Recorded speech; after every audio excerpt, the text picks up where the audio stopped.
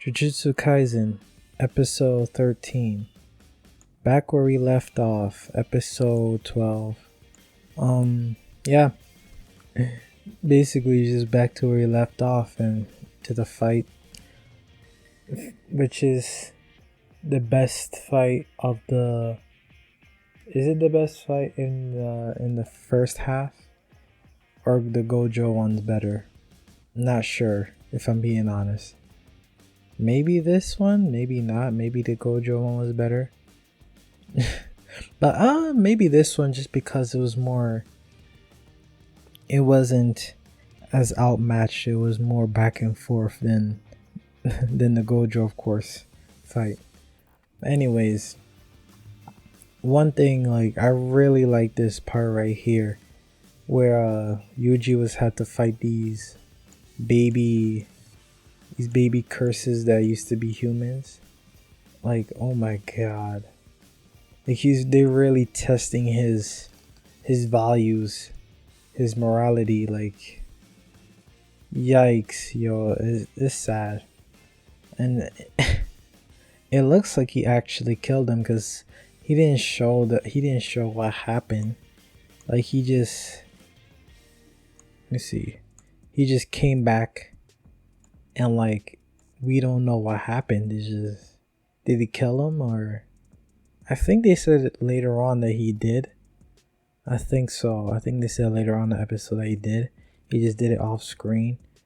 But yeah, usually I've seen in animes is like they don't end up killing them and something else happens and stuff. But for him to actually kill them, and like, just have to make a decision, was great. Like, usually sometimes the main character stalls so long that they don't have to make the decision and something else happens. But to actually have to make a decision, I think is really good for the show. But yeah, continuing on. This was this is what getting jumped looks like right here. Yep. Yep. And then, oh my god. And then one thing I love about animes that do this, like, this is like, how usually in shows the main character, like, when he gets beat up and stuff, and like, he has no other options, and like, he used everything he had. Like, he usually have like a last second, emotional power up, just straight off emotions and stuff, and and it unlocked this new greater power. But I really like it when anime do the opposite, kind of. Not really, it's not the opposite, but like, they do the reverse role where the heroes are winning, and then the main enemy gets that last minute, that last second growth power spike, and learn something new. Because that's a element that's not really explored as much. Like, the hero getting the last minute power up is being used so many times, it's almost overused. But the blah blah blah blah, the reversed roles is like, I haven't seen it that much, so I really like that. More shows should do that, because this right here will really catch you off guard. Like, when you see a hero do this, you're like, oh, another plot device. But when an enemy does it, like, oh man, like, what the hell? It just catches you off guard, because it's not as done as much. Not as much. You don't see this as much. And I really like how you only trapped on Nagami, I think. Is Nanami or Nagami? Something like that. And yeah, and then they choose to just show the intro now instead of wasting time showing. Like, they actually show all of this before, like, almost 5 minutes in before showing the intro, which is really good. Like, just to keep the pacing up to speed from the last episode, not waste any time, which was really, I really like that. But yeah, so right now, this is literally hell and like death's hole, like right here. But so right now Yuji is outside of it. It's only him in it. And like, man, when you have these flashbacks, right, of like characters, is either two things. Is either he's about to die, or a power up is about to happen, or something, like some last minute, but power up from the character. But I really liked how they did something else out of it. But anyways, from his backstory, I really liked. It's pretty unique. I never really seen backstory where, actually I have, but it's not like often, especially in anime where, well, it's because they don't really do much heroic. There's not much heroic animes where it's in like a corporate world, like showing his 9 to 5 and just him, just living the normal life, even though he has curse powers and he could see curses and stuff, he just living the normal life, and that's all he did before coming back. And like basically like showing how he found his purpose, I guess, found his reasoning to live. And I was thinking, this is it, like I have no regrets. Him smiling is like, this is it, and then Yuji's like, with the plot punch, said I would not let, like, just the plot punch that like, I won't let you die punch,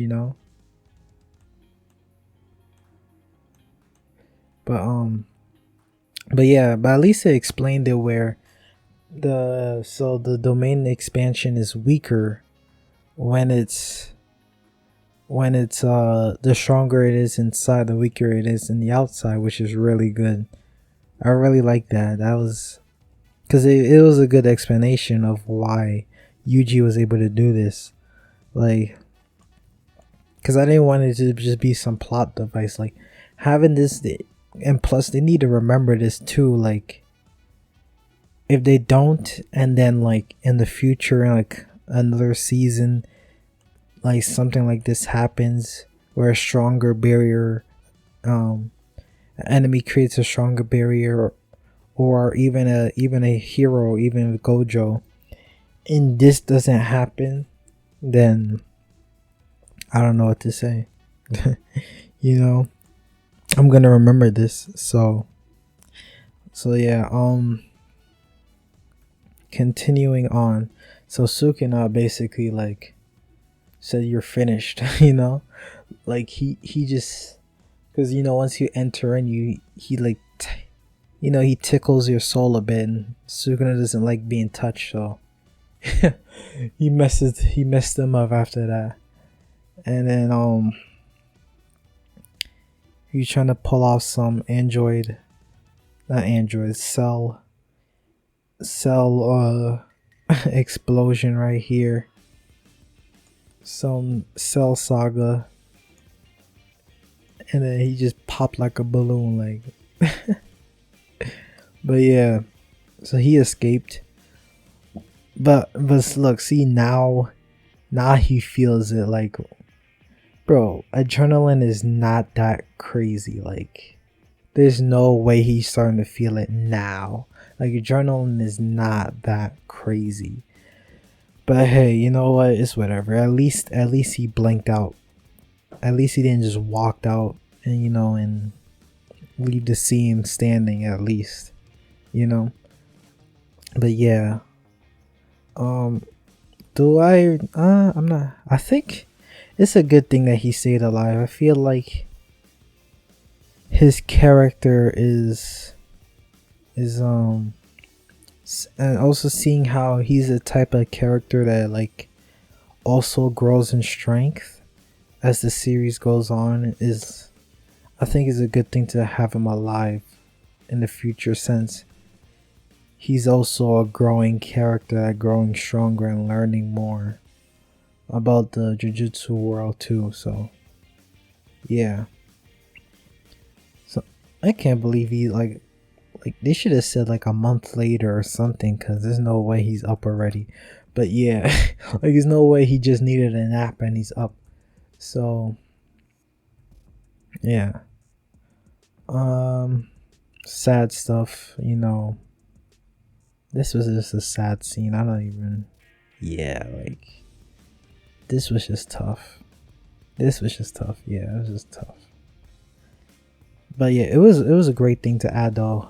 Other than that, it was a great thing to add. Just, you know, life lessons. It was just, you know, showing that people, they don't want to move on without without showing the people that led him to this point, you know, develop and try to grow too at the same time. Because, you know, a lot of people can relate to this in their own lives. So showing how there's actually people that change from this, you know, kind of is a great scene to have. But yeah, I really like the ending of this episode. It's like the ending of the first half of the season. It was really good. This could really be the ending of season 1 right here. But yeah, it's really, really good, because then they're preparing for seeing.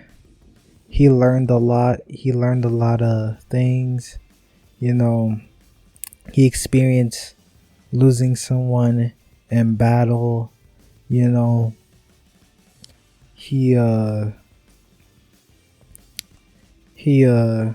There's something to look forward to, him meeting his friends again.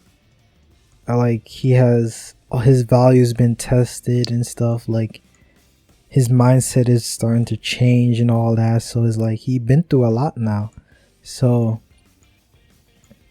and then there's more adventures to come, because this is him by himself, not even with his original crew. So like, this is great. This was a great way to have him transition to, and he also been through some training also. So yeah, this is a great way to transition to the next half of the season, which is him meeting his friends again, and of course how they mentioned it long ago, the tournament arc and stuff. So that's really good. I was hyped up after this episode. But yeah, snap. Yeah, let me play some of the, come on.